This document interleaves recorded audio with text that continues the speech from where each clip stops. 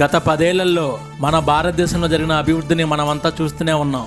Infrastructure అయినా, logistics అయినా, నూతన పార్లమెంట్ భవనం అయినా, వందే భారత్ అయినా, ఎయిమ్స్ అయినా, ఆర్టికల్ 370 రద్దయినా, రామ మందిరం నిర్మించడమైనా, ట్రిపుల్ తలాక్ రద్దయినా, మహిళల రిజర్వేషన్ బిల్లు పాస్ చేయడం, ఇలా ఏదైనా సరే భారతదేశాన్ని అన్ని రంగాల్లో అభివృద్ధి చేస్తూ, మేక్ ఇన్ ఇండియా కళ సాకారం చేస్తూ, ఎగుమతుల రంగంలో, మ్యానుఫ్యాక్చరింగ్ రంగంలో భారతదేశాన్ని అగ్రపథంగా మోడీ గారు నిలిపారు.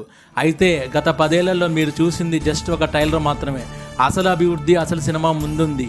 రాబోయే 5 ఏళ్లలో ఖచ్చితంగా యూసీసీ అమలు, ఎన్ఆర్సీ అమలు, జమిలీ ఎన్నికలు, పీఓకేని భారతదేశ భూభాగంలో కలపడం, భారతదేశాన్ని 3వ అతిపెద్ద ఆర్థిక వ్యవస్థగా తీర్చిదిద్దడం, అన్ని లక్ష్యాలు మోడీ గారు పెట్టుకొని పనిచేస్తున్నారు. కాకపోతే కొంచెం సంకీర్ణంలో ఉన్నాం కాబట్టి అమలు చేయడం లేట్ అవ్వచ్చేమో, కానీ అమలు చేయడం మాత్రం పక్కా.